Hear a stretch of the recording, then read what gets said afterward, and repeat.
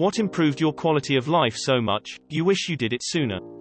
Stopped watching the news. Life's way better without it. Setting my own boundaries after realizing that when I didn't, people set them for me. You young kids will think this crazy, but I am glad to have gotten older.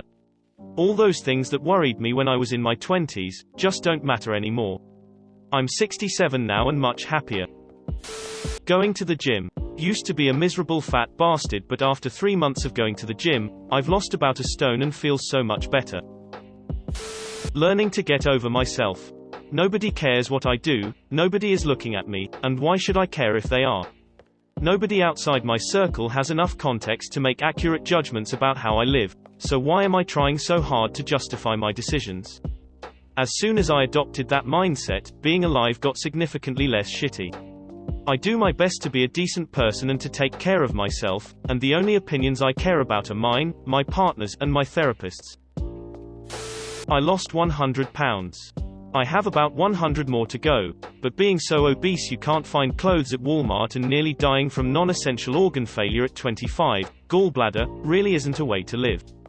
I literally couldn't run, or get off the floor without grabbing something. I used to break or bend lawn chairs. Not fun. Embarrassing AF. I printed and framed that Calvin and Hobbes comic where the dad stops his work and goes to play in the snow with his kid. It hangs in my home office and reminds me what my priorities are. I've been much happier for it. Permanently placed my phone on Do Not Disturb, allow calls from contacts. This one change saved me from constant disruptive unwanted calls. Life is good on no ring lane. Breathing exercises. Focusing on really deep exhales. After about 10 minutes my whole outlook for the day changes. Cutting out toxic friends. After years of knowing someone, it can be hard to see that they are no longer the person they were when the relationship started. My childhood best friend grew into a manipulative, selfish prick. For years I hung out with him almost every day after work and always felt miserable afterwards. Everyone around me questioned why I still spent time with him. I always made excuses that seem ridiculous in hindsight. I should have cut ties 10 years ago. Yoga. I'm an old guy, and discovered it at age 56 in 2005. By now I'm still not terribly proficient, but yoga has kept me limber. More importantly, it has been amazing for improving my peace of mind. Whenever somebody asks why I practice yoga, I reply, for peace of mind. Independent blankets for my wife and I in bed. Incredible how much better you sleep when there's no waking up with blankets pulled half off or using one that's too heavy or too light. I'd highly recommend for anyone that sleeps with a significant other. Edit. Holy cow, this blew up. Thanks for the awards. Buying a wardrobe of good quality, properly fitting clothing that I actually like. Agonizing over what to wear every morning because this doesn't fit properly. This one has a stain. I just wore that yesterday. I don't like how this sits on my body, would start my day off very badly. Edit. Thank you so much for the awards. I really appreciate it. Hiking in the mountains. Nothing makes me feel more at peace and excited at the same time. Flossing. I never saw the dentist as a kid, and no one really pushed me to or cared about my dental health. 43Y. Oh. Started exercising regularly again. 4x a week. Forget the physical benefits for a minute, the mental benefits outweigh the gains all day. Eating healthy. It's amazing after you realize how much you feel like shit after you just took down a double cheeseburger, extra large fries, and a large Coke, but at the time, you don't realize it and just think, you're tired. Good eating habits and exercising changed my life. Bought a cart that carries my groceries from the car to my apartment. No more trying to carry 5 bags in each hand. I quit drinking, and as sobriety came, I basically looked myself in the eyes and said, you're allowed to be happy. I am literally living a different life now. Automating simple yet time-consuming tasks, like Excel macros. You wouldn't realize how much time you save beforehand, but it sure does save heaps. Seeing a therapist. My dad died when I was 16 and I never saw or really talked to anyone about it till I was in my 30s. So many years wasted being angry and sad. I stopped caring. Not everyone is gonna like you. All you need to do is like yourself. Working remotely. Spending money on gas, parking, clothes, etc. Just not worth it for most of my pre-remote working life. Roomba. OMG, not having to sweep dog, cat hair daily is such a blessing. Edit. Lots of replies. It's 4:30 AM. I'm on my phone instead of PC. Thanks for the awards. To answer the more obvious questions, it's an iRobot Roomba 694. It has not sucked up dog poop, but it cleaned up cat vomit, only leaving a little on the floor. Like a mop or spray and rag would need to be used anyway. The dirt tray has a microfilter and a collection area. You push one button and it comes out and you dump it in the trash. It does get under my dining room table because it just barely fits through the chair legs. It does get stuck in my cabinet, but I have it running when I'm usually home for lunch and can save it. It works on hard surfaces and carpets. Mine does not map the room that I'm aware of. It does not have a forward sensor at all, just bumps into things and senses that way. That's all. Quitting smoking. I couldn't imagine life without it back then. But man, is life better without a constant need like that, not to mention all the health benefits. Working from home in IT. Fuck. This environment and industry fit me like a glove. I was very shy and self-conscious, but at some point I started just living how I wanted. I already wasn't popular, so what was I risking? Girls still wouldn't be interested. I guess I just started doing things I'd been afraid to do before, including being more outgoing. I know this sounds like generic advice, but it really worked for me. Every time your brain says, no, that wouldn't work out, or, no, what would people think, or any other version of, no, don't try, it's a perfect opportunity to do something you feel drawn to. Dye your hair pink. Try painting even though you know you'll suck at it. Fart and then say, it was me. Okay, maybe not the last one. Taking vitamin D supplements and getting a therapy lamp for the winter. Holy shit, does it make a difference. I realized after my first year of university that the reason I didn't do well in the winter semester was because I was feeling depressed and exhausted due to lack of sunlight. I live in Canada, so the days are way shorter in winter. So when you leave before the sun rises, get home after it sets and wear a coat all day so your skin is exposed to no sunlight, you miss a lot of vitamin D. So I take vitamin D supplements each morning to make up for what I'm missing, and I use a therapy lamp to simulate sunlight in the morning. You feel way more energized and awake during the day. I would highly recommend it to anyone who feels exhausted in winter. P.S. If you're interested in a therapy lamp, look up SAD lamp or seasonal affective disorder lamp. Edit. Wow, thanks for the award. Edit 2. Awards. Deleting all the people from high school I don't see anymore from social media. Cutting out alcohol. I don't criticize anyone who drinks, but I was a problem drinker. Stopping that cycle improved everything about my life. Learning to be okay with saying no, and starting off all relationships, personal and professional, with healthy boundaries. You don't ever need an excuse to say no to if you don't want to do something.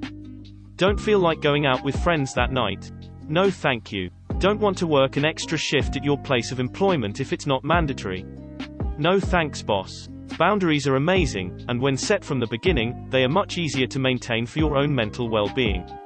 Edit asterisk. Well, this has become my highest upvoted comment. Thanks to everyone who responded with stories related to boundary setting, and stay strong if you still struggle with this. Letting my pride and ego take hits. I used to have been such a me person in my early life.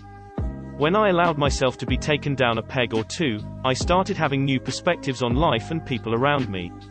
Edit. I don't have words. Thanks so much. Throwing out all my socks and buying a single type. No more looking for pairs. Committing myself to a mental hospital and subsequent treatment. Losing 200 pounds. Edit. Lol. You guys had fun with this. To answer everyone's question, I meant weight. Former 397 pound fat chic here. Never even seen a British pound. Lost the 200 on my own through diet and exercise. Then about 24 pounds of excess skin had to be removed surgically. Getting your teeth fixed. Edit. Thanks for the awards, kind strangers. Starting antidepressants. I literally am a different person than I used to be, in a good way. I feel more confident in myself, more caring about other people while still having very defined boundaries. Life-changing. Selling my house. Don't get me wrong, home ownership is great at times. but I was drowning in debt, and selling the place allowed me to reset my entire life. A huge weight was lifted from my shoulders overnight. Also, no more mowing the lawn. It's actually amazing how much more energy and satiation I get from homemade unsweetened oatmeal versus the stuff from the packet. Drinking more water. Edit. Thank you everyone for the awards and upvotes. Fixing my relationship with food. Portion sizes, decimating junk food intake back where it should be. A rare treat, increasing veggie intake, limiting red meat, limiting dairy, limiting refined sugars. I haven't actually stopped anything 100% cold turkey, chocolate, crisps, candy, takeout, etc. Cold turkey, in that I don't punish, scorn myself for buckling, and having some, but I've just wound it back completely. It's been a major contributor of why I'm minus 20 kilograms than I was in January 2021. Accepting at 28 that I was a very emotional guy and letting myself cry whenever I needed to. I swear I cried constantly for about a year straight, as if catching up on all the feelings I repressed my whole life. However, it tapered off about a year ago and it kinda sucks. It's as if I literally grew thicker skin through truly allowing myself to feel the painful things I felt, and it's become increasingly difficult to cry like I used to. It felt really good to just let everything out.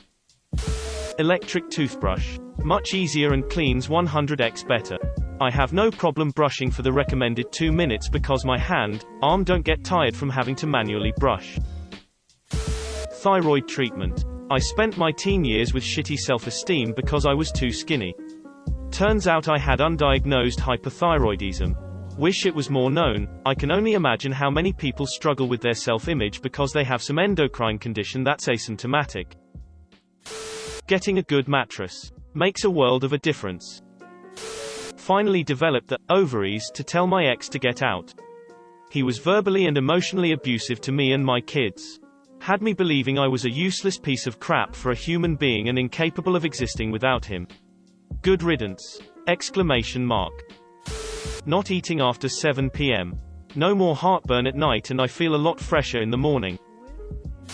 This is a change I made only a few months ago, but it's been major. I struggle with clinical depression and extreme executive dysfunction, two conditions that exacerbate each other and have taken a lot of time out of my life the past 20 years.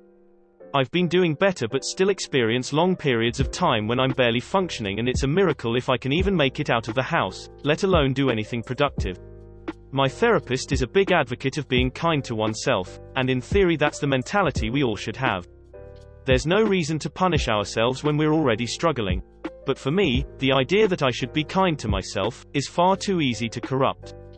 As in, I'm not going to clean my kitchen because I'm tired, and the kind thing is to let myself sleep for 15 hours or watch Netflix. It's really not kind to let myself do that, and it only makes me feel much worse, both physically and mentally, but it's way too easy to fall into that trap and make it a habit. But on the same token, constantly valuing productivity over rest is the other nasty end of that spectrum. I burn myself out being overly productive, and then have no time for creative pursuits or fun things or resting, and then I inevitably crash and end up right back in the pit of depression where I started it. It's simply not sustainable. Finally, my therapist came up with a narrower concept to follow. Asterisk, is what you're doing right now the restorative thing? Asterisk, somehow this was the key for me. Every day, I ask myself if I'm doing something restorative, and if I'm not, I go do something that is. Most of the time, it's something productive or creative, and when it's not, I'm doing something fun or restful. There are times when lying in bed watching Netflix is the restorative thing, but usually I find the answer is somewhere else, and I'm much happier and more functional for it. Yoga. Getting my ADHD treated zinc and magnesium supplements, SLS-free toothpaste so I don't get mouth ulcers anymore, treat your own neck, and treat your own back, books that fixed my chronic neck and back problems. Edit. Many people have asked me about the neck and back books, so here's a link. Edit number 2. This is a good resource for adult AD self-screening. If you want to seek treatment for AD, get a recommendation from someone who's being successfully treated by a doctor who's good at it. IMHO. A good AD doctor will do blood tests to check a bunch of things, zinc, magnesium, iron, VD, K and B groups for starters, before prescribing medications. More of a woman thing, using cups instead of tampons and pads. That was life-changing. I no longer feel absolutely gross down there for 7 days out of every month, or have to deal with dry tampons. I cut my mother out of my life, a few years ago, and I wish I had done it as soon as I moved out, just as I did to my father. My life has been so much better since she hasn't been in it. I feel better about myself, I'm not being treated badly, and I can do what I want without fearing judgment. I'm glad I never reconciled, either. From what I hear from siblings, she hasn't changed a bit.